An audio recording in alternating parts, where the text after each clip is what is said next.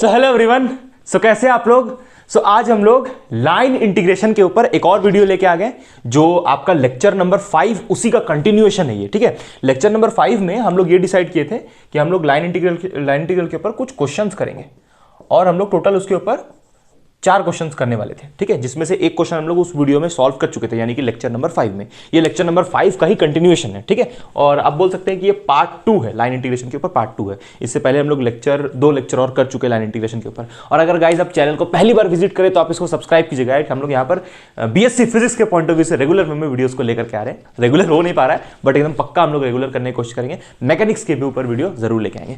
देखिए गाइज, तो यहाँ पर हम लोग क्वेश्चंस यहाँ पर टोटल इस वीडियो में 3 क्वेश्चंस करने वाले हैं। बहुत अच्छा क्वेश्चन जो कि कंजर्वेटिव नॉन कंजर्वेटिव के कंसेप्ट पे बेस होगा। और कहां से लेंगे इस क्वेश्चन को हम लोग, एचके दास। ये सब हम पीछे वीडियो में बता चुके हैं, बट हो सकता है कि आप पहली बार इस चैनल को विजिट कर रहे हो, तो इसलिए हम आपको फिर से यहाँ पर इन्फॉर्म कर दे रहे हैं कि हम लोग यहाँ पर एचके दास से क्वेश्चन ले रहे हैं।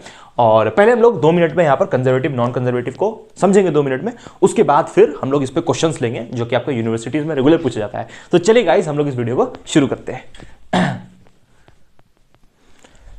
चलिए गाइस, तो हम लोग सबसे पहले तुरंत यहाँ पर कंजर्वेटिव नॉन कंजर्वेटिव का जरूरत क्यों पड़ा उसको समझते हैं 2 मिनट में। देखिए, सबसे पहले हम यहाँ पर आपको कंजर्वेटिव समझाते हैं।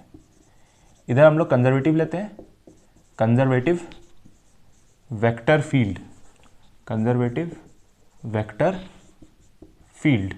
और इधर हम लोग लेते हैं नॉन कंजर्वेटिव। अगर आप कौन सा यूनिवर्सिटी से हैं, आप दिल्ली यूनिवर्सिटी से, किस यूनिवर्सिटी से, उसको आप कमेंट कीजिए और बताइए।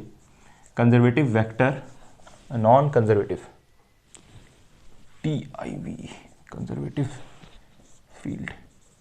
थोड़ा सा आपको इसके बारे में आपको बता चुके हैं। खैर कोई नहीं, अगर आप पहली बार भी इस वीडियो को विजिट करें तो उससे कोई प्रॉब्लम नहीं है। ठीक है, देखिए लाइन इंटीग्रल आपको ऐसे भी समझ में आएगा इस वीडियो को देखने के बाद, इस वीडियो को देखते देखते भी। देखिए बस 2x पे मत देखिएगा, 2x पे कोई गारंटी नहीं समझ में आएगा कि नहीं आएगा। देखिए यहाँ पर कंजर्वेटिव वेक्टर फील्ड हम लोग किसको बोल रहे हैं, कंजर्वेटिव वेक्टर फील्ड। जैसे यहाँ पर मान लीजिए कि हम लोग यहाँ से चलना शुरू किए ऐसे और फिर इसी पाथ में वापस आ गए। मतलब मेरा ये इनिशियल पोजीशन हुआ, ठीक है, हम यहाँ से चलना शुरू किए और घूम के वापस यहीं आ गए। और यही मेरा कौन सा पोजीशन हो गया, फाइनल भी। यही मेरा इनिशियल, यही मेरा फाइनल। तो अगर हम आपसे पूछे कि इसमें वर्क डन कितना होगा तो आप क्या बोलिएगा, 0। क्योंकि ये क्लोज्ड पाथ है। बहुत बार आपको बता चुके हैं अगर आप मेरे वीडियोस देख रहे हैं रेगुलर, क्योंकि ये क्लोज्ड पाथ है। आप नहीं भी देख रहे तो क्या दिक्कत है, क्लोज्ड पाथ है इसलिए वर्क डन 0 हुआ। तो यहाँ पर ये जो वर्क डन का फॉर्मूला हम लोग पढ़े हैं लाइन इंटीग्रेशन के ऊपर, इंटीग्रेशन क्लोज्ड इंटीग्रेशन F.dr, इसका आंसर क्या हो जाएगा, 0 हो जाएगा। ठीक है, क्योंकि यहाँ पर अच्छा ये F का नेचर क्या हो जाएगा, इस F का नेचर हो जाएगा इररोटेशनल। इररोटेशनल का मतलब इसका रोटेशन नहीं हो रहा है। इसका जब भी वर्क डन 0 आए तो यानी कि यहाँ पर जो F यानी कि जो वेक्टर फील्ड होता है वो क्या होता है, इररोटेशनल। dr का मतलब यहाँ पर डिस्प्लेसमेंट है। इस dr का आपको फॉर्मेट पता है ना, dr is equals to dxi cap plus dy cap plus dz cap. ये होता है आपका dr का फॉर्मेट। ठीक है, कोई दिक्कत नहीं है। ये हुआ आपका किसका फॉर्मेट, dr का फॉर्मेट। ठीक, और f यहाँ पर क्या हो गया, इररोटेशनल वेक्टर फील्ड। ठीक है, अब सुनिए, अब मान लीजिए कि आपको एक स्ट्रेट लाइन में चलने बोला जाए। मतलब ये आपका इनिशियल पोजीशन और ये आपका फाइनल पोजीशन। अब बताइए, इसमें मेरे को भी बहुत इसमें कन्फ्यूजन होता था। मतलब वैसा कोई कन्फ्यूजन नहीं था, लेकिन हाँ ऐसा अगर हो जाए तब, मतलब अगर हमको यहाँ, मतलब इस पाथ में, इसमें देखिए क्या हो रहा है, हम इनिशियली यहाँ पर थे और घूम के वापस यहीं आ गए, तो मेरा डिस्प्लेसमेंट 0 नहीं हुआ। बताइए, आप यहाँ से चलना शुरू किया तो डिस्प्लेसमेंट 5 मीटर और यहाँ पर वापस आ गया तो -5। तो ये दोनों कैंसिल हुआ और आपका वर्क डन 0 हो गया, क्योंकि इसमें डिस्प्लेसमेंट 0 है। तो ये वर्क डन इसलिए 0 आया। आप इसको अगर लाइन इंटीग्रल से भी सॉल्व कीजिएगा तो 0 आएगा। लाइन इंटीग्रल का मतलब आपको पता है ना, लाइन इंटीग्रल का मतलब वो इंटीग्रल जो हम एक लाइन का निकालते हैं या फिर कर्व का निकालते हैं, उसको लाइन इंटीग्रल बोलते हैं। तो अगर एक स्ट्रेट लाइन आ जाए तो उसमें कैसे पता कीजिएगा कि ये अच्छा ये स्ट्रेट लाइन है, तो यहाँ पर तो आप इसको ऐसे लीजिएगा F.dr। तो यहाँ पर तो ये वर्क डन 0 नहीं आएगा, ये आपका फाइनल पोजीशन है। यहाँ पर तो आपको वर्क डन 0 नहीं आएगा, नॉट इक्वल टू 0। तब आपको कैसे पता चलेगा कि ये F कंजर्वेटिव है कि नॉन कंजर्वेटिव है। तो सिंपल तरीका है, आप ये जो F वेक्टर आपको दिया है, ये F वेक्टर आपको, ये जो F है ये आपको हमेशा क्वेश्चन में गिवन होगा। ये आपको हमेशा क्वेश्चन में गिवन होगा। तो आप क्या कीजिए कि इस F का कर्ल निकाल लीजिए। देखिए इस F का आप क्या निकाल लीजिए, कर्ल ऑफ F निकाल लीजिए। और अगर उसका कर्ल ऑफ F 0 आ जाए तब आप F को क्या बोलिएगा, कंजर्वेटिव।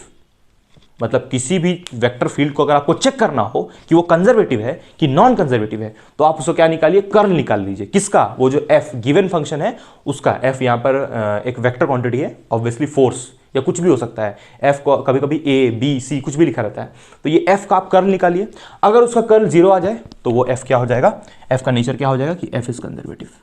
एफ क्या हो जाएगा, कंजर्वेटिव। सिंपल, और कुछ नहीं करना है, बस सिंपल आप एफ को यहाँ पर कंजर्वेटिव ऐसे बोल सकते हैं। तो ग्रेजुएशन में इसीलिए यहाँ पर हम लोग कर्ल पढ़ते हैं वेक्टर डिफरेंशिएशन के अंदर इतना डिटेल में, ग्रेजुएशन में, बीएससी में या फिर इंजीनियरिंग अगर आप कर रहे हो, इसीलिए हम लोग यहाँ पर कर्ल के ऊपर पढ़ते हैं कि कर्ल क्यों निकालते हैं। इसीलिए कर्ल का कंसेप्ट आता है, क्योंकि हम लोग को उससे मतलब नहीं है भाई कि हम लोग क्लोज्ड पाथ चले या स्ट्रेट लाइन में चले, वो सबसे मतलब नहीं है। हमको अगर ये पता करना है कि ये जो एफ है वो कंजर्वेटिव है नेचर में कि नॉन कंजर्वेटिव है नेचर में, तो बस उसका कर्ल निकालेंगे, उसी से पता चल जाएगा। अगर कर्ल 0 आ गया तो वो कंजर्वेटिव हुआ, अगर कर्ल 0 नहीं आया तो नॉन कंजर्वेटिव हुआ। चलिए अब इधर हम लोग नॉन कंजर्वेटिव के बारे में लिख लेते हैं। अच्छा, ये तो आपको पता है ना कि अगर क्लोज पाथ होगा भाई तो पक्का ही वर्क डन 0 आएगा। क्लोज पाथ में तो कोई टेंशन ही नहीं, क्लोज पाथ में तो पक्का वर्क डन 0 आना है। अच्छा, क्योंकि आपको पता है कि कंजर्वेटिव वेक्टर फील्ड किसको बोलते हैं, जो किस पे डिपेंड करता है, इनिशियल एंड फाइनल पोजीशन पे। कंजर्वेटिव वेक्टर फील्ड किसको बोलते हैं, जो इनिशियल एंड फाइनल पोजीशन पे डिपेंड करता है, इनिशियल एंड फाइनल पे डिपेंड करता है। तो पाथ से ये लोग क्या होता है, इंडिपेंडेंट। आप पाथ कौन सा फॉलो कर रहे हैं उससे कोई मतलब नहीं है। कंजर्वेटिव वेक्टर फील्ड को पाथ से कोई मतलब नहीं है। ये लोग पाथ से क्या होता है, independent. Conservative vector field path से क्या होता है, इंडिपेंडेंट।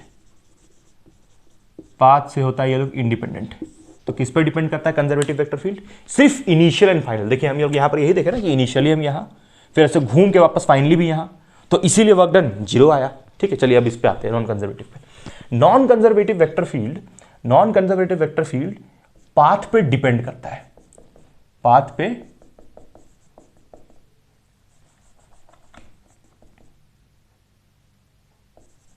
डिपेंड करता है। ठीक है, नॉन कंजर्वेटिव फील्ड पाथ पे डिपेंड करता है। ठीक है, पाथ पे डिपेंड करता है, और ये इनिशियल और फाइनल पोजीशन पे डिपेंड नहीं करेगा। यानी कि अगर आप एक क्लोज्ड पाथ में चले, अगर आप एक क्लोज्ड पाथ का इंटीग्रेशन करें, मतलब यहाँ से ऐसे गए और इसमें वापस आए, तो अगर आप इसका इंटीग्रेशन कीजिएगा f.dr, मतलब वर्क डन निकालने के लिए, तो ये इक्वल टू 0 नहीं आएगा। क्लोज्ड पाथ में भी जब वर्क डन 0 नहीं आए तो उसको हम लोग क्या बोलेंगे कि ये जो f है उसका नेचर कैसा है, उसका नेचर है नॉन कंजर्वेटिव, नॉन कंजर्वेटिव। ठीक है, और अगर आपको ये चेक करना है कि कैसे ये नॉन कर, इस f को ही सिर्फ चेक करना है, वर्क डन 0 आए ना आए उससे कोई मतलब नहीं है। जैसे देखिए इस केस में देखिए वर्क डन यहाँ 0 आ रहा है। अब हो सकता है कि मतलब कि यहाँ पर देखिए सुनिए, f का आप सिंपल कुछ नहीं कीजिए, बस आप क्या निकालिए, कर्ल ऑफ f। अगर कर्ल ऑफ f का वैल्यू 0 नहीं आए, कर्ल ऑफ f का वैल्यू 0 नहीं आए तो f को हम क्या बोलेंगे, नॉन कंजर्वेटिव। ऐसे समझना है इसको। वर्क पाथ कौन सा फॉलो किया, चलिए ये सब इंपॉर्टेंट है कि पाथ डिपेंडेंट, पाथ इंडिपेंडेंट। ये जो कंजर्वेटिव फोर्स होता है वो इनिशियल फाइनल पे डिपेंड करता है, पाथ पे डिपेंड, पाथ पे डिपेंड नहीं करता, पाथ से इंडिपेंडेंट होता है। वही लिखा ना कि पाथ से इंडिपेंडेंट है, मतलब पाथ पे डिपेंड नहीं करता है। और ये पाथ पे डिपेंड करता है कौन, नॉन कंजर्वेटिव फील्ड, कि आप कौन सा पाथ फॉलो किए हैं। इसमें तो आपको पाथ से कोई मतलब ही नहीं, आप ऐसे घूम के भी जाइए कोई मतलब नहीं, ऐसे करके जाइए। देखिए जैसे इस वाले में, जैसे इस वाले में -5 और 5 लिखना का भी नहीं चाहिए, बल्कि हमको यहाँ पर पाथ आप कुछ भी फॉलो कीजिए। इस केस में जैसे आप मान लीजिए कि आप इनिशियली यहाँ थे और ऐसे गोल घूम घूम के यहाँ पर फाइनली है, तो आपका इनिशियल भी यही, फाइनल भी यही, इसलिए इसमें वर्क डन 0 होता है। बट इसमें तो हम लोग पाथ देखते हैं, तो पाथ तो अलग अलग हो सकता है ना। हो सकता है कि आप चल के ऐसे गए सीधे और वापस आते समय ऐसे घूम के गए, तो इसमें हमेशा वर्क डन 0 नहीं होता है। यहाँ देखिए क्लोज्ड पाथ तो यहाँ भी बन रहा है, आप यहाँ से शुरू किए इनिशियली चलना और वापस घूम के भी यहीं पहुँचे, यही इनिशियल पोजीशन, यही फाइनल पोजीशन। लेकिन देखिए जाने वाला पाथ ये और आने वाला पाथ ये, तो both the path are different. ये दोनों पाथ क्या है, अलग अलग। तो इसीलिए यहाँ पर इसके केस में वर्क डन 0 नहीं आता है, क्लोज्ड पाथ में भी। तो आपको चेक कैसे करना है, आपको चेक कैसे करना है कि ये आपका नॉन कंजर्वेटिव जो फील्ड होता है, नॉन कंजर्वेटिव फील्ड में ये जो f होता है वो कंजर्वेटिव है कि नॉन कंजर्वेटिव। तो इसमें कर्ल निकालिए, इसके केस में भी, दोनों के केस में वही करना है, कर्ल निकालना है। अगर कर्ल ऑफ f 0 आ गया तो हम लोग को सिंपल बोलना है कंजर्वेटिव। अगर curl of f not equal to 0 है तो क्या बोलना है, नॉन कंजर्वेटिव। खत्म, बस यही करना है यहाँ पर। अच्छा इस केस में ये जो f है इसको हम रोटेशनल बोलेंगे, रोटेशनल। रोटेशनल इसीलिए क्योंकि यहाँ पर इसका कर्ल क्या आ रहा है, not equal to zero. Curl zero नहीं आ रहा है मतलब ये रोटेट कर रहा है, गोल गोल घूम रहा है, तभी इसका कर्ल जीरो नहीं है। और इसका कर्ल जीरो है मतलब ये गोल गोल रोटेशन ऑफर नहीं कर रहा है। तो जितना भी कंजर्वेटिव वेक्टर फील्ड होता है वो गोल गोल रोटेशन ऑफर नहीं करता है, इसीलिए उसको हम लोग क्या बोलते हैं, इररोटेशनल बोलते हैं। यहाँ पर देखिए लिखा हुआ है इररोटेशनल बोलते हैं इसको हम लोग, ठीक है। तो ऐसे कंजर्वेटिव और नॉन कंजर्वेटिव को समझना है। यानी कि आपको जब भी क्वेश्चन में पूछे कि आपका जो एफ वेक्टर है वो कंजर्वेटिव है कि नॉन कंजर्वेटिव है, तो आपको क्या करना है, आपको सिर्फ उसका कर्ल निकाल के चेक करना है। चलिए गाइस, इसको हम लोग क्वेश्चन के थ्रू यहां पर जल्दी से समझते हैं। तो चलिए गाइस, हम लोग यहां पर जल्दी से 2 मिनट के अंदर ये जो आपका कंजर्वेटिव और नॉन कंजर्वेटिव वेक्टर फील्ड का कंसेप्ट होता है, जो अभी हम लोग जस्ट डिस्कस किए हैं, उसके ऊपर एक छोटा सा एमसीक्यू कर लेते हैं। उससे आपको ये समझ में आ जाएगा कि कंजर्वेटिव नॉन कंजर्वेटिव है क्या। और उसके बाद हम लोग ये वाला क्वेश्चन करेंगे जिसमें आपका work done of line integration तो क्लियर होगा ही होगा, साथ ही साथ आपका जो कंजर्वेटिव और नॉन कंजर्वेटिव वेक्टर फील्ड का कंसेप्ट है वो भी क्लियर हो जाएगा। देखिए, सबसे पहले यहां पर बोला है कि एक आपको यहां पर क्वांटिटी दिया हुआ है, ये क्वांटिटी आपका, इसका वर्क डन इक्वल टू क्या लिखा हुआ है, आर डॉट डी आर, ठीक है। ये आपको वर्क डन दिया हुआ है क्वेश्चन में, और ये आर एक वेक्टर, आर, और ये जो आर है ये एक वेक्टर फील्ड होगा। अब ये आर वेक्टर फील्ड क्यों होगा, सबसे पहले क्योंकि यहां पर ये जो आर है ये इसके साथ डॉट प्रोडक्ट में है। हम लोग जो लाइन इंटीग्रेशन का फॉर्मूला पढ़े हैं वो क्या है, work done is equals to integration F dot D R. तो ये वैसे ही तो है, ये वाला, यहां पर ये r किसके इक्विवेलेंट है, f के इक्विवेलेंट, और ये dr किसके इक्विवेलेंट है, इस वाले के इक्विवेलेंट है ना। तो ये क्वांटिटी और ये क्वांटिटी सेम है, और ये पक्का क्या है, वेक्टर। तो आपको बोल रहा है कि ये जो वर्क डन है ये इंडिपेंडेंट ऑफ पाथ है। वर्क डन यहां पर क्या है, इंडिपेंडेंट ऑफ पाथ, मतलब ये पाथ पे डिपेंड नहीं कर रहा है। अब जो पाथ पे डिपेंड नहीं करता है उसको हम क्या बोलते हैं, कंजर्वेटिव। कंजर्वेटिव, कंजर्वेटिव बोलते हैं उसको, पक्का कंफर्म हो गया। यहां पर आप ये लाइन देख के समझ गए, independent of path joining any 2 points. वही बात कि जो आपका कंजर्वेटिव वेक्टर फील्ड होता है वो किस पे डिपेंड करता है, इनिशियल और फाइनल पोजीशन पे। इसीलिए यहां पर लिखा हुआ है कि जॉइनिंग एनी 2 पॉइंट्स जो है उसका इनिशियल और फाइनल पोजीशन को हम देखते हैं। तो यहां पर बोल रहा है कि ये चारों में से कौन सा नेचर होगा, ये जो क्वांटिटी है आर, इन चारों में से इसका क्या नेचर होगा। तो इसका नेचर क्या होगा, इररोटेशनल। इररोटेशनल वेक्टर फील्ड होगा ये, क्योंकि हम आपको अभी जस्ट कंजर्वेटिव वाले में बताए हैं कि उसका वर्क डन क्या आता है, जीरो आता है, किसमें, क्लोज्ड पाथ में। तो इसीलिए उसको हम लोग क्या बोलते हैं, इररोटेशनल, ठीक है। तो इसका आंसर सोलिनॉइडल, तो खैर वो तो अलग ही चीज हो गया, सोलिनॉइडल का तो बात ही नहीं करना है। रोटेशनल, रोटेशनल कौन होता है, जो नॉन कंजर्वेटिव होता है। तो यहां पर ये आर पक्का क्या होगा, कंजर्वेटिव। कंजर्वेटिव क्यों होगा, क्योंकि यहां पर इसको क्या करना है, ये क्या है, इंडिपेंडेंट है। किससे इंडिपेंडेंट है, पाथ से इंडिपेंडेंट है। इसलिए इसका आंसर क्या होगा, इररोटेशनल वेक्टर फील्ड। चलिए गाइस, तो हम लोग क्या करते हैं, अब इस क्वेश्चन को सॉल्व करते हैं। इस क्वेश्चन में जो हम लोग यहां पर बोला गया है कि show that the vector field f, आपको यहां पर एक वेक्टर क्वांटिटी f दिया हुआ है, यही वाला f, ये वाला f आपको दिया हुआ है, और आपको बोल रहा है कि इज कंजर्वेटिव। इस f को आप क्या प्रूफ कीजिए कि ये f कंजर्वेटिव है। अब आपको बहुत अच्छे से पता है कि अगर इस f को हमको क्या प्रूफ करना है, कंजर्वेटिव, तो उसके लिए इस f को क्या निकालना पड़ेगा, कर्ल, है ना। ये वाले क्वेश्चन में f का हमको क्या निकालना पड़ेगा, सबसे पहले कर्ल। उसके बाद फिर देखिए आगे क्वेश्चन है, आपको स्केलर पोटेंशियल और वर्क डन निकालने बोला है। वर्क डन मतलब वही जो लाइन इंटीग्रेशन से हम लोग, ये लाइन इंटीग्रेशन को जो सॉल्व करके निकालते हैं उसी को वर्क डन बोलते हैं। तो वर्क डन निकालेंगे। सबसे पहले हम लोग ये कंजर्वेटिव वाला पार्ट इसमें सॉल्व करेंगे। चलिए, तो इसको हम लोग सॉल्व करते हैं।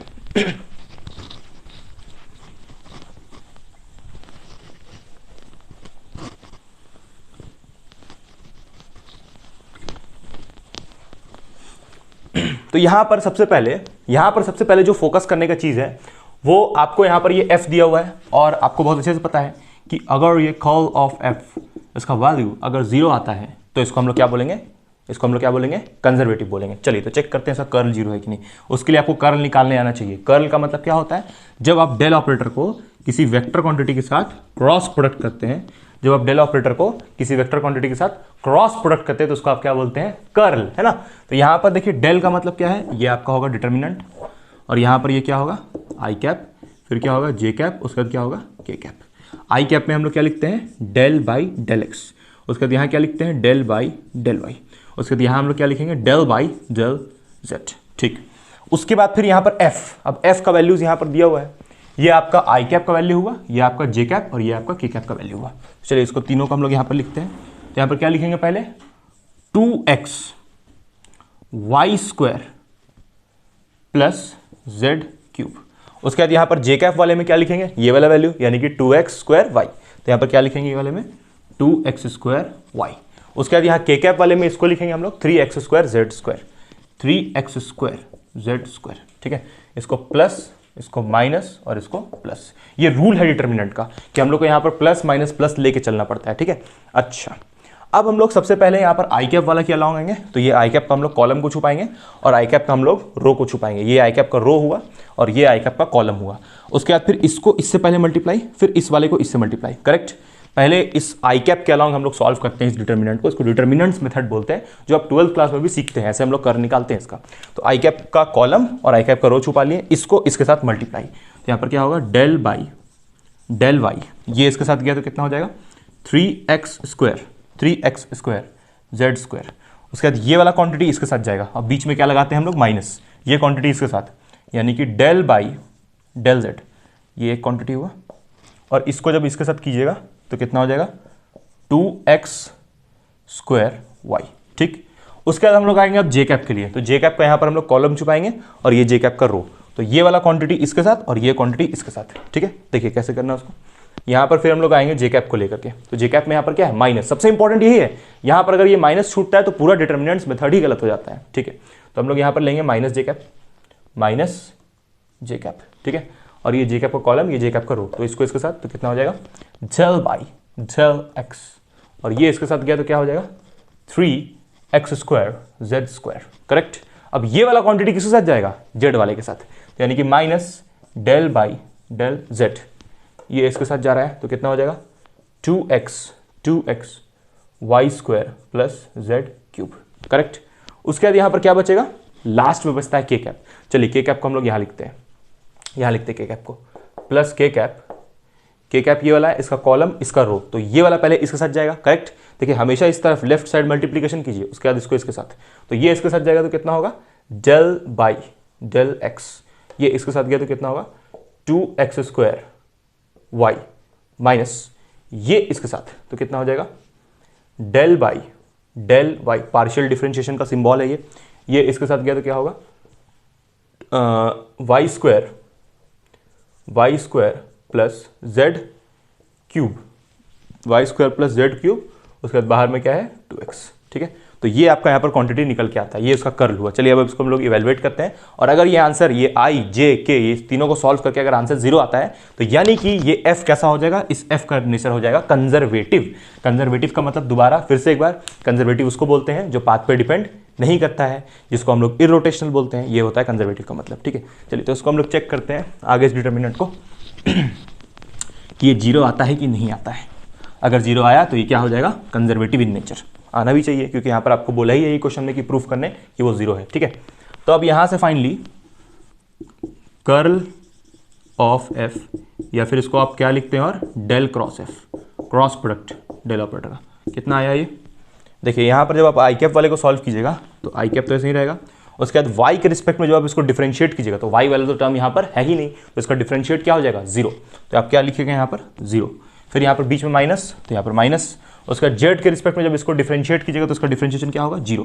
अब आइए इस पे माइनस जे कैप, तो इसका आप क्या लिखिएगा माइनस जे कैप, ठीक, माइनस जे कैप। अब देखिए x के रिस्पेक्ट में इसको डिफरेंशिएट कीजिए तो ये 2 यहाँ आ जाएगा तो ये कितना हो जाएगा 6, और यहाँ पर z भी बचेगा तो यहाँ पर हो जाएगा 6। ये अरे भाई डिफरेंशिएशन सिंपल रूल डिफरेंशिएशन का, ये 2 सामने आएगा, ये वाला फॉर्मूला x का पावर n सामने x का पावर n माइनस 1, ठीक है।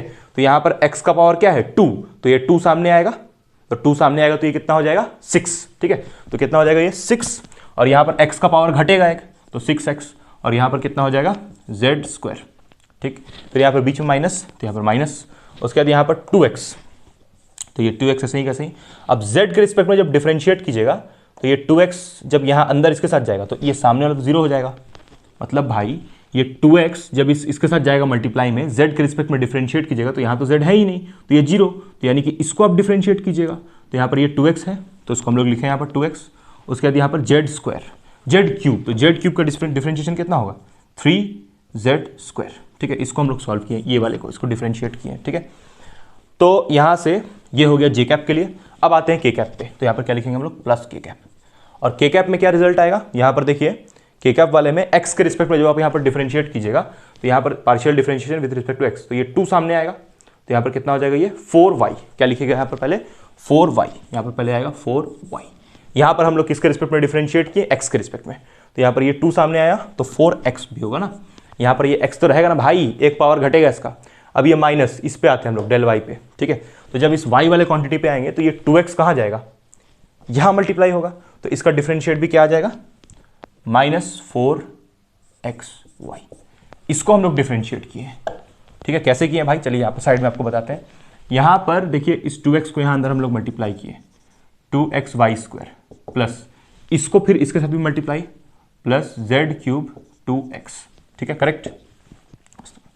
तो यहाँ से फिर y के रिस्पेक्ट में जब इसको किए तो ये 2 सामने आएगा, तो यहाँ पर ये कितना हो जाएगा 4xy, ठीक है। और ये वाला क्या बचेगा यहाँ पर जब ये माइनस साइन अंदर जाएगा तो यहाँ पर माइनस का ये कितना हो जाएगा, y के रिस्पेक्ट में हम लोग डिफरेंशिएट करें, यहाँ तो y है ही नहीं तो इस वाले का 0, यहाँ तो भाई y है ही नहीं तो इस वाले का 0, तो यहाँ पर कितना बचा सिर्फ 4xy, तो इसलिए हम लोग यहाँ पर क्या लिखे 4xy, और इसमें भी सिर्फ क्या बचा 4xy। तो देखिए ये तो 0 हो ही गया, और इसमें से ये दोनों भी कट जाएगा क्योंकि यहाँ पर 3 2 क्या होगा 6, तो चलिए इसको हम लोग यहाँ पर 3 2 6 लिख लेते हैं, तो यहाँ पर 6x होगा, तो ये वाला इससे कट गया, और यहाँ पर ये वाला भी इससे कट गया, तो यहाँ पर कितना आ गया 0i plus 0j plus 0k। ये आया मेरा कर्ल ऑफ f, ये आया मेरा कर्ल ऑफ f का वैल्यू, मतलब इसका कर्ल क्या आ गया 0, ऐसे भी लिख सकते हैं आप इसको, curl of f। Curl of f यहाँ पर 0 आया, यानी कि ये जो आपका वेक्टर फील्ड f है उसका नेचर कैसा है, कंजर्वेटिव, क्योंकि इसका जो कर्ल है वो क्या आ रहा है 0 आ रहा है। तो ऐसे हम लोग ये कंजर्वेटिव और नॉन कंजर्वेटिव वाला क्वेश्चन को करते हैं। अब यहाँ पर आगे हम लोग चलते हैं, यहाँ पर पूछा है कि स्केलर पोटेंशियल निकालने और वर्क डन भी निकालने, तो चलिए इसके बाद हम लोग स्केलर पोटेंशियल और वर्क डन निकालेंगे, तब तक आप इसको कॉपी कीजिएगा गाइस। चलिए गाइस अब हम लोग क्या करते हैं, यहाँ पर जल्दी से स्केलर पोटेंशियल निकालते हैं, है ना। तो स्केलर पोटेंशियल इसका सबसे पहले निकलेगा कैसे, तो स्केलर पोटेंशियल निकालने का बस यहाँ पर एक तरीका है, एक तरीका ये है कि हम लोग यहाँ पर टोटल डिफरेंशियल ऑपरेटर का यूज करें। टोटल डिफरेंशियल ऑपरेटर हम लोग किसको बोलते हैं, d5 को, और d5 का वैल्यू कितना होता है टोटल डिफरेंशियल ऑपरेटर। देखिए क्यों बोलते हैं इसको ऐसा, देखिए यहाँ पर स्केलर पोटेंशियल का मतलब आप फिजिक्स में समझते क्या है, स्केलर पोटेंशियल का मतलब ये होता है जिसको हम लोग ऐसे फाई से या फिर ऐसे साई से रिप्रेजेंट करें, या फिर उसको हम लोग फाई साई एक्स कुछ भी लिख लें और उसके ऊपर वेक्टर नहीं लगाए तो उसको हम लोग स्केलर पोटेंशियल बोलते हैं। तो हम यहाँ पर स्केलर पोटेंशियल को d5 लिख रहे हैं, आप ये d साई भी यूज़ कर सकते हैं, कोई दिक्कत नहीं उससे।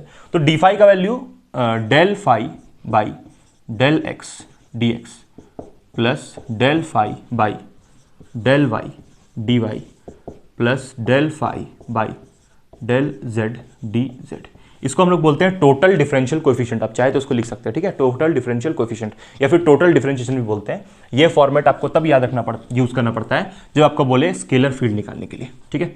तो यहाँ पर स्केलर पोटेंशियल स्केलर फील्ड एक ही बात है। तो यहाँ पर हम लोग सबसे पहले इसको ब्रेक करते हैं, तो इस d5 को ब्रेक करके हम क्या लिख सकते हैं, इसको ब्रेक करके हम लिख सकते हैं डेल बाई डेल एक्स, और यहाँ से ये फाई को यहीं रख देते हैं, या फिर फाई को पहले कॉमन निकाल लेते हैं, तो यहाँ पर क्या हो जाएगा dx plus del by del Y D Y plus del by del Z D Z. कुछ नहीं, हम लोग यहाँ पर फाई को बस बाहर लिए, फाई को बाहर लिए, फाई तीनों में से कॉमन था तो फाई को बाहर निकाल लिया, ठीक है यहाँ तक। अब इसको हम लोग क्या करते हैं, यहाँ से जो dx dy dz है इसको बाहर निकालना है। तो इसको देखिए कैसे बाहर निकालना है, यहाँ पर ये del by del x i cap plus del by, और ये आपका डेल ऑपरेटर बन जाएगा j cap plus del by del z k cap, ठीक है। ये जो आपका क्वांटिटी हुआ ये डेल ऑपरेटर हुआ। अब देखिए यहाँ पर फाई तो ऐसे ही रहेगा, इस फाई को हम लोग यहाँ लिख लेते हैं, ठीक है। और यहाँ पर से देखिए dx dy dz, इसको हम लोग क्या लिखेंगे, यहाँ पर डॉट प्रोडक्ट में लिखना पड़ेगा ना, यहाँ पर डॉट प्रोडक्ट में हम लोग इसको सिर्फ dr वेक्टर लिख दें। हम लोग भाई यहाँ से dx dy dz इसको बाहर कैसे निकालें, तो इसको हम लोग देखिए कुछ ऐसे बाहर निकालें। यहाँ पर देखिए, यहाँ देखिए अगर इसको हम लोग ऐसे लिखें, यहाँ पर देखिए ये del by del X del by del X del by del Y del by del Z, ये तो लिखा हुआ है यहाँ पर आई जे के, यानी कि ये डेल ऑपरेटर हुआ। और ये dr वेक्टर का वैल्यू क्या होता है, dr वेक्टर का वैल्यू होता है dx आई कैप प्लस dy जे कैप प्लस dz के कैप। अब ये dr वेक्टर को आप वापस यहाँ भेजिएगा, dr वेक्टर पहले यहाँ चिपकाइए उसके बाद इस dr को पहले इसके साथ भेजिए, फिर इस dr को इसके साथ, फिर इस dr को इसके साथ, तो आपको वापस यही क्वांटिटी वापस मिल जाएगा। ठीक है, तो इसको हम डेल ऑपरेटर बोलते हैं, और ये वाला क्या होता है आपका फाई, और यहाँ पर बाहर में क्या होता है dr वेक्टर, और यही आपको क्या दे देगा d फाई। ठीक है, तो ये हुआ आपका टोटल डिफरेंशियल कोएफिशिएंट का सॉल्यूशन, है ना। मतलब ये टोटल डिफरेंशियल कोएफिशिएंट को हम लोग ये भी लिख सकते हैं, क्योंकि अब जब आप इसको ब्रेक कीजिएगा, देखिए यहाँ तक तो ठीक है, कोई डाउट नहीं होगा, यहाँ से हम लोग फाई तीनों में से बाहर निकाल लिए। उसके बाद इस dx dy dz को भी बाहर निकालना था, और ऐसे बाहर निकालना था कि वापस अंदर भेजने पर यही रिजल्ट वापस आए। तो हम लोग यहाँ पर क्या किए, dx dy dz को dr के फॉर्म में लिख लिए। अब dr का वैल्यू आपको पता है, dx i cap dy j cap dz k cap, है ना। वैसे हम लोग इसको अरेंज कर सकते हैं। अब देखिए यहाँ पर आपको हम ब्रेक करके भी दिखा सकते हैं, ऐसा कुछ नहीं है। यहाँ पर हम लोग डेल बाई डेल एक्स, उसके बाद plus del by del Y, यहाँ पर क्या होगा आई कैप, उसके बाद यहाँ क्या होगा j cap, plus del by del z k cap.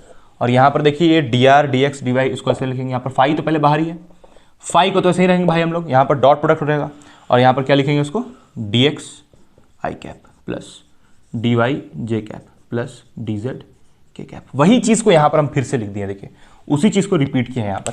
देखिए ये dx था तो इसको हम लोग यहाँ लिखे, dy को यहाँ लिखे, dz को यहाँ लिखे। अब आप इसको वापस यहाँ मल्टीप्लाई कीजिए, फिर इसको वापस यहाँ डॉट कीजिए, फिर इसको वापस यहाँ डॉट कीजिए, वापस वही रिजल्ट आएगा। यहाँ पर हम लोग डॉट प्रोडक्ट क्यों लिख रहे हैं, क्योंकि इसके बीच में और इसके बीच में डॉट प्रोडक्ट है, तब ना ये वाला इसके साथ जब डॉट होगा तो ये आई कैप 1 हो जाएगा, तब यहाँ पर आई कैप आपको नहीं मिलेगा। तो ऐसे हम लोग ये टोटल डिफरेंशियल कोएफिशिएंट को समझते हैं। ठीक है, अब देखिए यहाँ पर इसको हम डेल ऑपरेटर बोल दिए हैं। देखिए इस वैल्यू की जगह हम क्या लिख लिए, डेल ऑपरेटर। इस फाई को फाई लिख दिए, और ये वाला को क्या लिख दिए, डी आर। और ये हम लोग किसको सॉल्व करे थे, डी फाई को। तो ऐसे लिख सकते हैं इसको हम लोग, बिल्कुल लिख सकते हैं बिल्कुल लिख सकते हैं। अब ये डेल फाई यही तो होता है आपका एफ वेक्टर, जो हम लोग फोर्स वेक्टर पढ़ते हैं किसमें, वर्क डन का फॉर्मूला में। वर्क डन का फॉर्मूला क्या होता है, इंटीग्रेशन, क्लोज्ड इंटीग्रेशन या integration F dot D are. और ये एफ वेक्टर जो होता है यही तो होता है आपका क्या, डेल फाई। यही एफ वेक्टर ही तो डेल फाई होता है।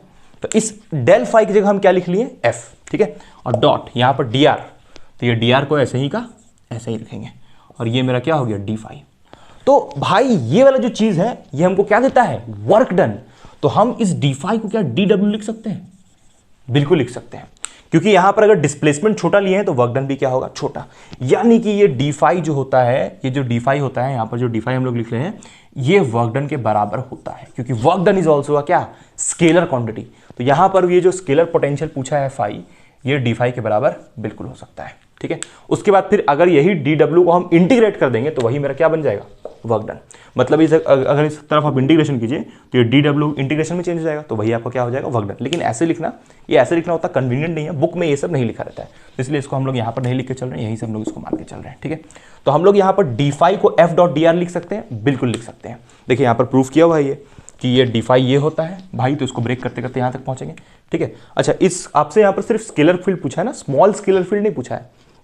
तो ये डी फाई का मतलब तो स्मॉल स्केलर फील्ड हुआ, और आपको क्या चाहिए, स्केलर फील्ड। तो अगर आप इस डी फाई को इंटीग्रेट कर दीजिएगा तो क्या आपको मिलेगा, फाई। देखिए जैसे इस डी फाई को अगर हम इंटीग्रेट कर दें तो यहाँ पर डी फाई का इंटीग्रेशन कितना हो जाएगा, फाई। तो वही हम आपको बोल रहे हैं कि इसको हम लोग लास्टली इंटीग्रेट कर देंगे और ऐसे स्केलर फील्ड निकाल देंगे। चलिए तो इसको हम लोग जल्दी से करते हैं, आप इसको तब तक कॉपी कीजिए, और जो आपको नहीं समझ में आए कमेंट कीजिए। तो चलिए गाइज, हम लोग यहाँ पर जल्दी से स्केलर फील्ड जो है फाई, उसका इवेल्युएशन करते हैं। तो हम लोग को ये समझ में आया था कि ये जो आपका डी फाई होता है ये किसके बराबर होता है, एफ डॉट डी आर के बराबर होता है। और यहाँ पर ये एफ का वैल्यू आपको दिया हुआ है, एफ का वैल्यू क्या दिया हुआ है, 2x Y square plus z square i cap, उसके बाद plus 2x square y j cap plus 3x square z square k cap. ठीक है, ये आपको एफ का वैल्यू दिया हुआ है, डॉट डी आर। तो यहाँ पर डॉट में क्या होगा, डी आर। डी आर का वैल्यू क्या होता है, D x i cap plus D Y j cap plus D Z k cap. ये आपका किसका वैल्यू हुआ, डी आर का वैल्यू हुआ। अब इसको हम लोग क्या करेंगे, डॉट प्रोडक्ट करेंगे। तो देखिए डॉट प्रोडक्ट कैसे होगा, यहाँ पर इस डी फाई को यहीं लिखते हैं हम लोग, और यहाँ पर ये क्वांटिटी पहले इसके साथ जाएगा तो कितना हो जाएगा, 2x। देखिए ये dx आई कैप वाला टर्म इसके साथ गया, तो ये आई कैप क्या होगा, 1। तो यहाँ पर क्या मिलेगा, y square plus z square. I cap कितना हुआ, 1। तो यहाँ पर क्या बचेगा, सिर्फ dx प्लस ये वाला टर्म गया इसके साथ, तो कितना हो जाएगा, 2x स्क्वायर वाई। यहाँ पर क्या होगा, सिर्फ dy। और ये जे कैप क्या हो जाएगा, 1। ठीक है, अब यहां पर ये प्लस बीच में, उसके बाद ये क्या होगा 3x² z², के कैप कितना होगा 1, और यहां पर सिर्फ क्या बचेगा बाहर में dz। ठीक है, तो ये आपको मिला d5 का वैल्यू। अब आपसे यहां पर तो सिर्फ स्केलर पोटेंशियल पूछा है, आपसे तो स्मॉल स्केलर पोटेंशियल नहीं पूछा है, तो आप इसको क्या कर दीजिए बोथ साइड इंटीग्रेट, है ना। तो यहां लिखिए ऑन इंटीग्रेटिंग बोथ साइड्स। जब इसको बोथ साइड इंटीग्रेट कीजिएगा, इस तरफ भी इंटीग्रेशन और इस तरफ भी क्या इंटीग्रेशन। ठीक है, तो यहां पर देखिए d5 का इंटीग्रेशन क्या होगा 5, d5 का इंटीग्रेशन 5। अब यहां पर देखिए dx के रिस्पेक्ट में आपको क्या करना है इंटीग्रेट, तो आप इसको dx के रिस्पेक्ट में कैसे इंटीग्रेट कीजिएगा तो dx के रिस्पेक्ट में अगर इसको इंटीग्रेट करना है, सबसे पहले तो यहां पर अगर हम लोग सिंपल इंटीग्रेशन करें, अगर हम लोग यहां पर नॉर्मल इंटीग्रेशन करें तो ये बिल्कुल गलत होगा, क्योंकि नॉर्मल इंटीग्रेशन से आंसर यहां पर बिल्कुल गलत आने वाला है। अगर आप इसको डायरेक्ट से इंटीग्रेशन करते हैं तो आपका आंसर बिल्कुल गलत आएगा। यहां पर हम लोग को रिवर्स डिफरेंशिएशन का यूज करना है, मतलब जो प्रोडक्ट रूल होता है उसका इस्तेमाल करना है। अगर आप इसको डायरेक्ट, जैसे ये वाला जो टर्म है, इसको आप डायरेक्ट dx के रिस्पेक्ट में इंटीग्रेट कीजिएगा तो गलत हो जाएगा। अगर आप इसको डायरेक्ट dy के रिस्पेक्ट में इंटीग्रेट कीजिए, इसको z के रिस्पेक्ट में, तो वो बिल्कुल गलत हो जाएगा। तो आपको उसको करना कैसे है, तो यहाँ पर देखिए एक रूल होता है कि जैसे मान लीजिए कि डिफरेंशिएशन है, मेरे पास कोई क्वांटिटी है x इंटू वाई, तो इसको हम u मान लेते हैं, डिफरेंशिएट दोनों को करना है, तो इसको हम u मान लेते हैं और इसको हम मान लेते हैं v। तो पहले हम लोग किसको बाहर करेंगे, u को बाहर कर लिए और किसका डिफरेंशिएट किए v का, प्लस फिर हम लोग किसको बाहर करेंगे y को बाहर करेंगे और किसका डिफरेंशिएट करेंगे dx का। तो ये होता है u इंटू वी रूल। तो यहां पर जो हम लोग रूल यूज करने वाले हैं वो क्या है u इंटू वी रूल। अगर उसके अलावा आप इसको डायरेक्ट से इंटीग्रेशन करते हैं तो उसका आंसर आपका पक्का क्या आएगा गलत आएगा। आप चेक कर लीजिए यहां पर, इसको इंटीग्रेट करके आंसर गलत आएगा उस केस में। देखिए तो इसको हम लोग कैसे फिर इंटीग्रेट करेंगे भाई, तो सबसे पहले देखिए इसको आप अंदर मल्टीप्लाई कर लीजिए, तो यहां पर कितना मिल जाएगा, पहले तो इस d5 का इंटीग्रेशन 5 होगा, वो तो पक्का है। अब इसको आप पहले क्या कीजिए, इस 2x को अंदर मल्टीप्लाई कीजिए, तो ये कितना हो जाएगा 2xy² प्लस क्या है यहाँ पर, प्लस यहाँ पर ये इसके साथ गया तो कितना हो गया 2xz², और यहाँ पर क्या है dx।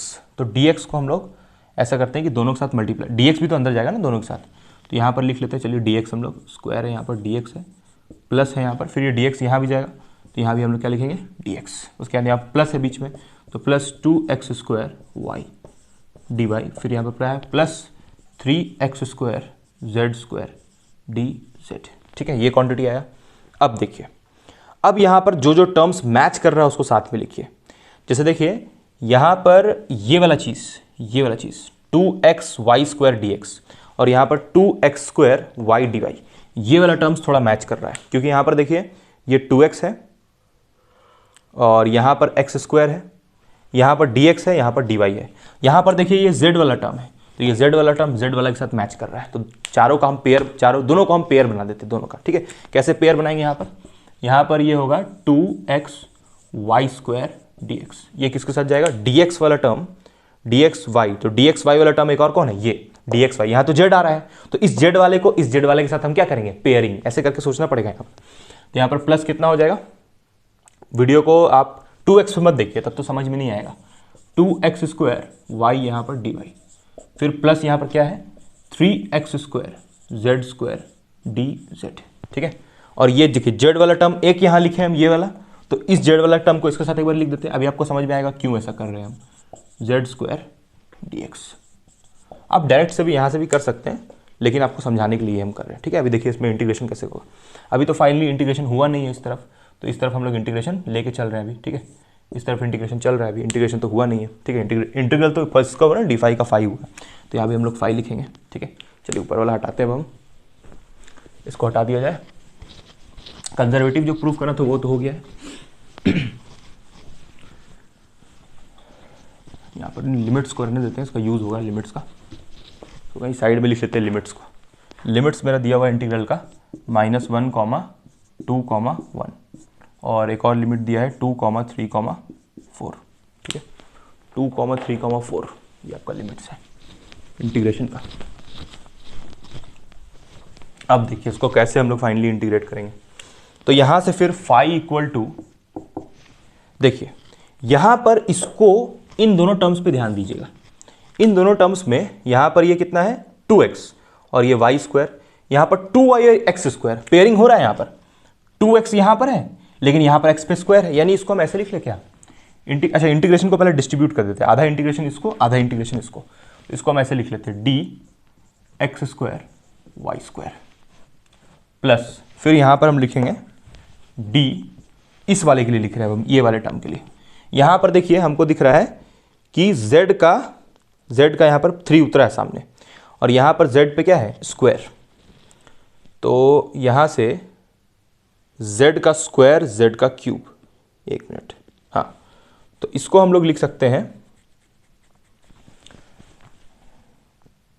x का यहाँ पर स्क्वायर था, इस केस में x का स्क्वायर था, और इस केस में यहाँ पर इसका स्क्वायर नीचे आया है, तो इसको हम लोग लिख सकते हैं एक्स स्क्वायर जेड क्यूब। अब इसको एक बार वापस हम लोग डिफरेंशिएट करके देखते हैं। वापस जब डिफरेंशिएट करेंगे तो एक्स स्क्वायर बाहर आएगा, तो देखिए एक्स स्क्वायर बाहर आया है, जेड क्यूब का क्या होगा 3z square plus 3z square plus, फिर यहाँ पर देखिए ये जो जेड क्यूब है उसको बाहर करना है, हाँ तो वैसे ही किया हुआ है, जेड क्यूब यहाँ पर बाहर होना चाहिए, तब यहाँ पर इसका 2 हुआ होगा, तो यहाँ पर यानी कि जेड क्यूब होगा, यहाँ पर मिस्टेक है, जेड क्यूब चला होगा यहाँ पर, ठीक है, यहाँ पर जेड क्यूब होगा, करेक्ट, इस जगह पर जेड क्यूब होना चाहिए, तभी उसका डिफरेंशिएट वहाँ पर आया है। तो यहाँ से हम लोग इसको ट्राई, अब ऐसा क्यों लिखे उसका मतलब समझाते हैं। सबसे पहले इसको हम लोग सॉल्व करते हैं, इस क्वांटिटी को सॉल्व करते हैं, तो डिफरेंशिएशन कितना है एक्स स्क्वायर वाई स्क्वायर, इसको हम लोग u मानते हैं, इसको v मानते हैं, तो पहले हम लोग किसको बाहर करेंगे u को, और उसका डिफरेंशिएट करेंगे इसका, तो कितना होगा इसका डिफरेंशिएट 2y, फिर बीच में प्लस, फिर हम लोग किसको बाहर करेंगे वाई स्क्वायर को, और डिफरेंशिएट किसका करेंगे इस वाले का, तो यानी कि यहाँ पर कितना होगा 2x। तो देखिए यही टर्म वापस यहाँ पर आ गया, ये वाला टर्म, और यहाँ लिखना पड़ेगा, यहाँ पर हम किसके रिस्पेक्ट में कर रहे हैं y के रिस्पेक्ट में, तो यहाँ पर लिखना पड़ेगा dy, और यहाँ पर किसके रिस्पेक्ट में किया x के रिस्पेक्ट में, तो यहाँ लिखना पड़ेगा dx। देखिए वही सेम टर्म यहाँ पर वापस आ गया। हम यहाँ पर पहले किसके रिस्पेक्ट में किए y के रिस्पेक्ट में, तो इसलिए देखिए सिर्फ y वाले का डिफरेंशिएशन हुआ एक्स स्क्वायर ऐसे ही, फिर इसमें किसका किए x का किए, और वाई स्क्वायर क्या रहा ऐसे ही, देखिए ये टर्म वापस आ गया। ठीक वैसे ही इस टर्म के लिए, ये वाले टर्म के लिए, इस वाले टर्म के लिए यहाँ पर हमको लगता है कि यहाँ पर अगर क्यूब है तो इस वाले टर्म में जहाँ से इसको हम लोग लिए ये, इसमें क्यूब होगा, इस वाले टर्म में भी यहाँ पर क्यूब होगा, और यहाँ पर इस वाले में भी क्या होगा क्यूब, तभी ये सही होगा, पीछे क्वेश्चन में लिखने में मिस्टेक हो गया होगा। तो अब यहाँ से इस वाले का अगर हम लोग करके देखते हैं, ये वाले क्वांटिटी का, तो इसका डिफरेंशिएशन अगर हम लोग करेंगे u इंटू वी रूल वही लगाएंगे, तो यहाँ पर पहले ये एक्स स्क्वायर बाहर जाएगा, और हम लोग जेड क्यूब का कर रहे हैं, आप किसी को भी u किसी को भी v लेकर कर सकते हैं, आंसर सेम आएगा। तो जेड क्यूब का जब करेंगे तो कितना होगा 3z स्क्वायर, ठीक है, और यहाँ पर z के रिस्पेक्ट में किए तो dz लिखेंगे, ठीक है, फिर यहाँ बीच में प्लस, अब यहाँ पर एक्स स्क्वायर का होगा, तो एक्स स्क्वायर का क्या होगा 2x, और यहाँ dx, और जेड क्यूब ऐसे ही का ऐसे ही, ठीक है। देखिए वही टर्म वापस घूम के आ गया, यही टर्म वापस आया होगा 2x dx Z cube, 2x dx Z cube, और यहाँ पर एक्स स्क्वायर बाहर, तो देखिए ये एक्स स्क्वायर क्या हो गया होगा बाहर, देखिए यहाँ पर होगा वो टर्म जिसको हम लोग पेयरिंग किए हैं, पेयरिंग यहाँ पर, हाँ ये वाला किया हुआ है, देखिए ये वाला टर्म यहाँ पर किया हुआ pairing, 3z square x square D Z.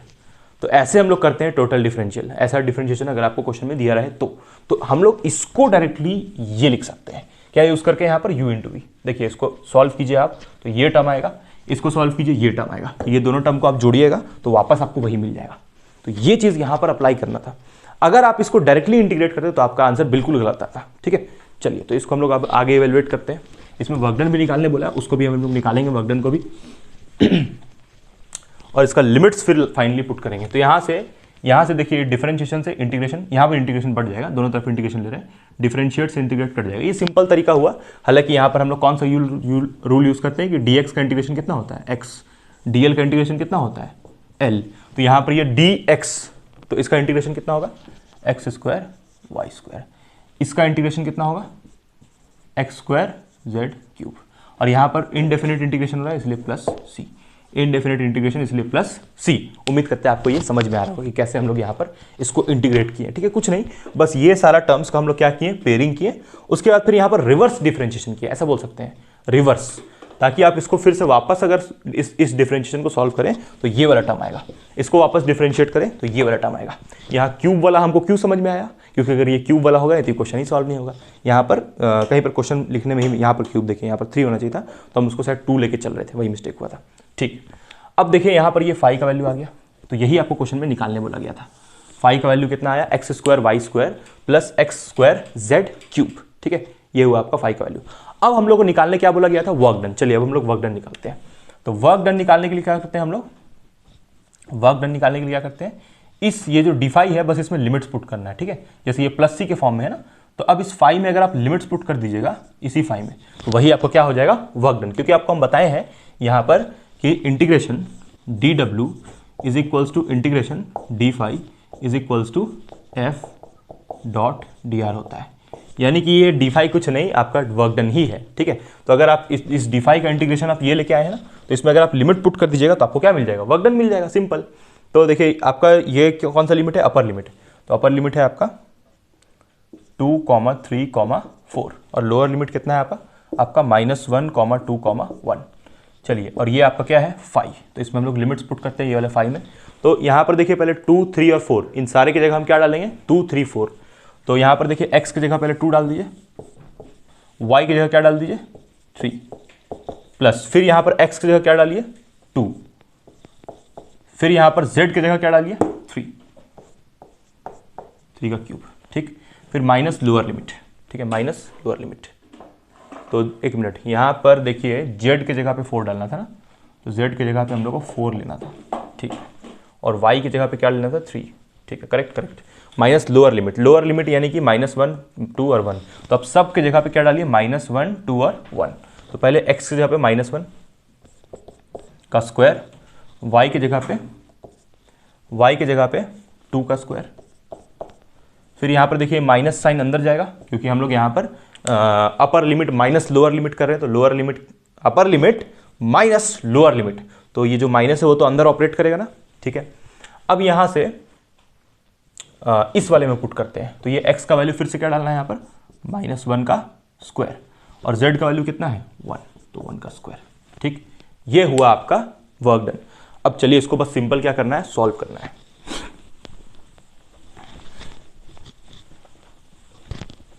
So finally guys यहाँ से क्या रिजल्ट आएगा, ये 2 का स्क्वायर कितना होगा 4 इंटू 3 का स्क्वायर कितना होगा 9 प्लस 2 का स्क्वायर कितना होगा 4 इंटू 4 का क्यूब यानी 4 4 जो 16, 16 4 जो 64, तो ये कितना हो जाएगा 64। और यहाँ पर देखिए ये माइनस, तो -1 का स्क्वायर 1, -1 का स्क्वायर 1, -1 का स्क्वायर 1 और ये 2 का स्क्वायर कितना 4, तो यहाँ सिर्फ 4 होगा और यहाँ पर कितना बचेगा -1, करेक्ट। अब ये 9 4 का कितना होता है 36 प्लस 64 इंटू 4 256, तो ये वाला कितना आ जाएगा 256 -5, ठीक। तो यहाँ से ये कितना हो जाएगा, यहाँ से कितना हो जाएगा, यहाँ से देखिए -5 कीजिएगा तो 36 प्लस 251, तो ये हो जाएगा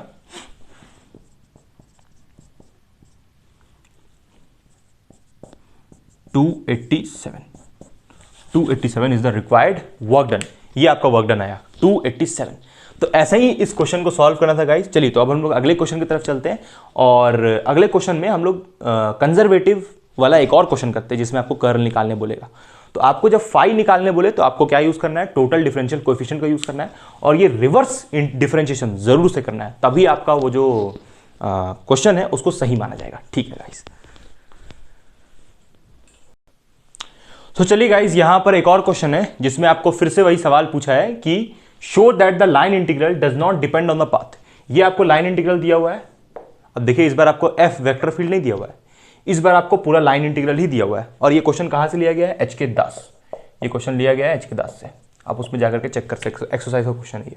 ठीक है, देखिए ये वर्कडन तो आपको करना है, ये हम लोग अगले वीडियो में बताएंगे कि ये वर्कडन को कैसे कैलकुलेट करेंगे। ये क्वेश्चन बेसिकली 2 पार्ट में है, ठीक वैसे ही पिछले वाले क्वेश्चन जैसा सेम है। इसका आंसर आएगा 14। ठीक है, ये जो आप वर्कडन को जो आप सॉल्व कीजिएगा तो इसका आंसर 14 आएगा विद इन दिस लिमिट्स, ये लिमिट्स यूज करके 1 - 3 3 0 0 0। ठीक है, तो ये क्वेश्चन एच के दास का है। चलिए अब हम लोग क्या करते हैं कि पहले ये जो फर्स्ट पार्ट है उसको हम आपको करके दिखाते हैं। यहाँ पर इसको आपको बोला है और इसका जो सेकंड पार्ट है उसको हम लोग नेक्स्ट वीडियो में करेंगे। यहाँ पर जो फर्स्ट पार्ट है जिसमें आपको बोला है कि show that the line integral, ये आपको लाइन इंटीग्रल दिया हुआ है, बोला है कि ये लाइन इंटीग्रल पाथ पे डिपेंड नहीं करता है। पाथ पे डिपेंड नहीं करता यानी कि ये पाथ से क्या है, इंडिपेंडेंट। पाथ से ये क्या है, इंडिपेंडेंट। अब पाथ से इंडिपेंडेंट कौन होता है भाई, पाथ से इंडिपेंडेंट होता है कंजर्वेटिव फील्ड। तो यहाँ पर यानी कि ये क्या है, कंजर्वेटिव प्रूफ करना है। देखिए हर क्वेश्चन में आपको वही बोलता है कंजर्वेटिव प्रूफ करने के लिए, यानी कि इसका कर्ल, यानी कि इसका जब हम लोग कर्ल निकालेंगे इस फंक्शन का। अब देखिए यहाँ पर फंक्शन तो दिया नहीं है, तो कोई बात नहीं, इसको हम लोग रिवर्स करके यहाँ से फंक्शन एफ निकाल लेंगे। रिवर्स कैसे, मतलब एक स्टेप पीछे जाके। ये देखिए ये आपको इस बार वर्क डन का पूरा वैल्यू दिया हुआ निकाल करके, और ये सी का मतलब यहाँ पर क्लोज नहीं है, सी का मतलब कर्व है, क्योंकि कर्व का लाइन इंटीग्रेशन होता है ना, ये तो आपको पता होगा। तो हम लोग यहाँ पर अगर कर्ल ऑफ एफ को 0 ले आए, अगर ये कर्ल ऑफ एफ 0 के बराबर प्रूफ हो गया, यानी कि यहाँ जो फंक्शन छुपा हुआ है वो क्या होगा, पाथ पे डिपेंड नहीं करेगा, यानी कि वो पाथ से इंडिपेंडेंट होगा, यानी कि उसका नेचर कैसा होगा, इररोटेशनल होगा उसका नेचर। चलिए सबसे पहले हम लोग यहाँ पर इसका कर्ल निकालते हैं, तो वही same process, curl of F, और इसको आप क्या लिख सकते हैं, एक और चीज आप इसको क्या लिख सकते हैं, del cross F, that is also correct. तो कर्ल ऑफ एफ, तो हम लोग यहाँ पर पहले डिटर्मिनेंट बनाएंगे, ये आपका डिटर्मिनेंट, ये होगा आपका आई कैप, ये आपका जे कैप, और ये आपका क्या जी, के कैप। तो आई कैप में पहले हम लोग क्या लिखेंगे, del by del X, del by del Y, उसके बाद डेल बाई डेल जेड, ठीक। उसके बाद यहाँ पर देखिए ये वैल्यू किसका दिया हुआ है, आई कैप वाला। अब देखिए इसको पहले हम ब्रेक करके आपको दिखाते हैं। देखिए ये वर्क डन को आप कैसे लिख सकते हैं, चलिए यहाँ बता रहे हैं। इस वर्क डन को आप कैसे लिख सकते हैं, यहाँ पर आप इसको लिख सकते हैं integration 2xy plus 3x, 2xy plus 3x नहीं है यहाँ पर, सॉरी, 2xy प्लस 3 आई कैप प्लस, फिर इसको लिखेंगे x स्क्वायर माइनस 4z जे कैप प्लस, सॉरी माइनस हो गया यहाँ पर, माइनस 4y के कैप, ठीक है। इसको पहले हम लोग लिख लिए यहाँ पर 2xy प्लस 3 आई कैप, उसके बाद फिर x स्क्वायर माइनस 4x जे कैप माइनस 4y के कैप, ठीक है। अब देखिए ये dx डिवाइड dz को यहाँ डॉट प्रोडक्ट में लिखेंगे, dx आई कैप प्लस dy जे कैप प्लस dz के कैप, करेक्ट। और यहाँ पर ये आपका आ गया, ये आपका क्या हो गया, f वेक्टर, ये आपका f वेक्टर देखिए निकल के आ गया, और ये आपका क्या आ गया, dr vector, this is dr vector. तो आप इसको वापस डॉट कीजिएगा तो वही आएगा। तो ऐसे करके आप f फंक्शन को निकाल सकते हैं, ठीक है। और अब देखिए आप वर्क डन यहाँ से कितना आएगा, वर्क डन को हम लोग यहाँ क्या लिखेंगे, w लिखेंगे, ये वर्क डन हो गया आपका। तो यहाँ से देखिए ये f का वैल्यू कितना निकला, ये f का वैल्यू हो गया, देखिए जिसको हम अंडरलाइन कर रहे हैं, ये f का वैल्यू हो गया, ठीक है। तो इसी f का वैल्यू का हम लोग क्या करेंगे, इवेलुएट करेंगे। तो देखिए यहाँ पर ये आई कैप का वैल्यू कितना है, 2xy प्लस 3, ये आपका आई कैप वाला टर्म हुआ, दिस इज आई कैप वाला टर्म। उसके बाद फिर यहाँ पर ये किसका टर्म है, जे कैप वाला, तो जे कैप के नीचे ये वाला टर्म लिखेंगे, यानी कि x स्क्वायर माइनस 4z। उसके बाद फिर यहाँ पर माइनस, ये आपका कौन सा वाला टर्म है, के कैप वाला टर्म, तो ये के कैप वाला टर्म क्या है, माइनस 4y, ठीक है। एक भी यहाँ पर कहीं पर भी मिस्टेक हुआ तो इसका आंसर आपका 0 नहीं आएगा, गलत हो जाएगा। तो आपको क्वेश्चन भी बहुत ध्यान से यहाँ पर इसको लिखना है। यहाँ पर जो देखिए यहाँ पर जैसे माइनस था तो आपको माइनस साथ में लेके चलना है। उसके बाद आपको रूल पता है डिटरमिनेंट का, प्लस माइनस एंड देन यहाँ पर क्या होगा, प्लस, ठीक है। अब देखिए, अब पहले आप ये आई कैप वाला छुपाइएगा, तो ये आई कैप वाला छुप गया। उसके बाद आपको किसको करना है, आई कैप का कॉलम, आई कैप का रो, ये इसके साथ जाएगा तो कितना होगा, डेल बाई डेल वाई, ये इसके साथ गया तो कितना हो जाएगा, माइनस 4y। फिर यहाँ पर ये इसके साथ मल्टीप्लाई होगा तो डेल बाई डेल z, ये इसके साथ गया तो कितना होगा, x स्क्वायर माइनस 4z, ठीक है। करेक्ट आ रहा है समझ में आपको, कुछ नहीं, बस हम लोग यहाँ पर क्या कर रहे हैं, डिटर्मिनेंट्स मेथड को यूज़ करें और कुछ नहीं कर रहे हैं। अब देखिए, अब यहाँ से ये जे कैप वाला टर्म, यानी कि माइनस जे कैप का कॉलम, जे कैप का रो, तो ये वाला गया इसके साथ तो कितना होगा, del by del X minus 4y। उसके बाद फिर ये इसके साथ चल गया, तो अब भाई ये वाला किसके साथ जाएगा, इसके साथ, तो यानी कि माइनस, बीच में माइनस लगता है, डेल बाई डेल z। चलिए इसको हम लोग हटा लेते हैं, इसको हटा लिया जाए भाई। अगर कर्ल 0 आया तो ये क्या हो जाएगा, प्रूफ इररोटेशनल, ठीक है। डेल बाई डेल z, ये इसका कॉलम छुपाए हम लोग, जे का कर रहे हैं ना तो इसको छुपाए, इसके साथ ये वाला टर्म जाएगा इसके साथ, तो कितना हो जाएगा, 2xy प्लस 3, ठीक। ये जे कैप हो गया, जे कैप का कॉलम, जे कैप का रो छुपा करके ये जे कैप वाला टर्म आ गया। अब हम लोग आते हैं के कैप पे, तो यहाँ पर क्या लिखेंगे फिर, प्लस के कैप का कॉलम, के कैप का रो, तो ये वाला जाएगा इसके साथ, इस वाले के साथ, और फिर ये इसके साथ मल्टीप्लाई, ठीक है। तो ये इसके साथ मल्टीप्लाई हुआ तो क्या होगा, डेल बाई डेल एक्स, ये इसके साथ, तो कितना हो जाएगा एक्स स्क्वायर माइनस 4z। उसके बाद फिर ये वाला टर्म इसके साथ, और बीच में क्या लगाते हैं हम लोग हमेशा माइनस, ये वाला जाएगा इसके साथ। अच्छा यहाँ पर देखिए ये माइनस लेना जरूरी है, ठीक है, ये इसके साथ गया तो कितना हो जाएगा del by del Z, last है ना ये, डेल बाई डेल वाई होगा, sorry del by del Y, ये वाला टर्म गया इसके साथ तो कितना हो जाएगा 2x y प्लस 3, ठीक है। ये आया आपका आई कैप वाला टर्म, ये हो गया आपका आई कैप वाला टर्म। तो अब यहां से फाइनली इसको हम लोग हटाते हैं, देखते हैं इसका कर्ल 0 आता है कि नहीं आता है। तो यहां से देखिए y के रिस्पेक्ट में जब आप इसको डिफरेंशिएट कीजिएगा तो ये आई कैप तो ऐसे ही रहेगा भाई, y के रिस्पेक्ट में इसका डिफरेंशिएट y तो गया, तो यहाँ पर सिर्फ क्या बचेगा -4। y के रिस्पेक्ट में जब डिफरेंशिएट कीजिएगा तो सिर्फ -4। अब यहाँ z के रिस्पेक्ट में कीजिए, z के रिस्पेक्ट में जब कीजिएगा तो एक्स स्क्वायर तो भाई गया 0 हो गया, क्योंकि यहाँ पर तो z नहीं है तो एक्स स्क्वायर तो मर गया। आपको z के रिस्पेक्ट में करना था, यहाँ पर तो z है ही नहीं तो एक्स स्क्वायर का डिफरेंशिएट क्या हो गया 0। अब देखिए यहाँ पर जब z का डिफरेंशिएट कीजिएगा तो 1 होगा, और यहाँ पर क्या है -4, ये माइनस माइनस क्या हो जाएगा प्लस, और यहाँ बचेगा 4। भाई z का रिस्पेक्ट में डिफरेंशिएट, z का डिफरेंशिएट 1, x का 0, तो x 0 z 1 हो गया, तो यहाँ पर सिर्फ -4 बचेगा, -4 यहाँ गया तो कितना हो गया +4। ऐसे सिंपल आपको करना है डिफरेंशिएट। अब आते हैं हम लोग इस पे जे कैप वाले टर्म पे, तो हम लोग यहाँ लिखेंगे माइनस जे कैप, फिर यहाँ पर देखिए ये -4 है। अच्छा यहाँ पर x के रिस्पेक्ट में करना है, और यहाँ पर तो x मौजूद ही नहीं है, यानी कि इसका डिफरेंशिएट क्या हो जाएगा 0 माइनस, यहाँ z के रिस्पेक्ट में करना है, z यहाँ पर मौजूद ही नहीं है तो यहाँ पर डिफरेंशिएट इसका क्या हो जाएगा डायरेक्ट 0। अब आइए प्लस के कैप, प्लस के कैप, प्लस के कैप। अब देखिए x के रिस्पेक्ट में करना है, हाँ x मौजूद है यहाँ पर, तो x स्क्वायर है ना, तो x स्क्वायर का डिफरेंशिएट क्या होगा 2x, और यहाँ तो x मौजूद नहीं है, फिर से ये 4z क्या होगा मर जाएगा, तो यहाँ पर कितना आएगा ये 2x, एक्स स्क्वायर का डिफरेंशिएट 2x, फिर बीच में क्या है माइनस।